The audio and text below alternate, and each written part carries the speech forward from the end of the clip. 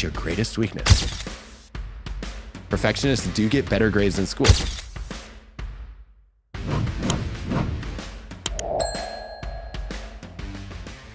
Perfectionism is a topic people talk about a lot. And I think it seems to me that everybody wants to be considered a perfectionist, as if being a perfectionist is better. Because what does that say about my values? It means that I really care about things being great. It therefore means, by way of that I think I produce great things. And saying you're a perfectionist is almost like saying I make great work. Yeah. But you're saying that there are often times where it's better to be an imperfectionist. The judgment of knowing when something is good enough. Matters. Yeah. I think you're onto something here. So, when you have to answer that annoying job interview question, what's your greatest weakness? It's everyone's favorite answer. I'm too much of a perfectionist. It's like Michael Scott from The American Office. Like, I have weaknesses as a leader. I work too hard and I care too much. And yeah, people do think that perfectionism is, ultimately more of an asset than a liability. And that's why they try to get away with that in the weakness question.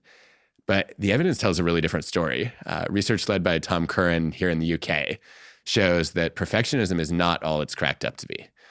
It's a risk factor for burnout.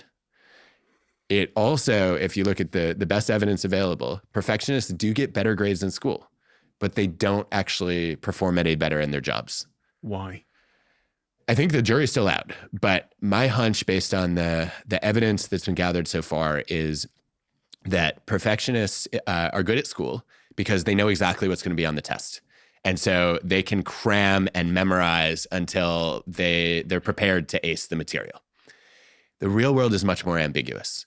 You don't know exactly what's going to show up in your performance review. It's not entirely clear what work is going to be valued. And perfectionists are terrified of failure. They don't want any flaws. They don't want any defects. They want to avoid every mistake. And so they don't take enough risks. They focus very narrowly on the things they know they can excel at. And they don't end up growing and evolving and improving enough.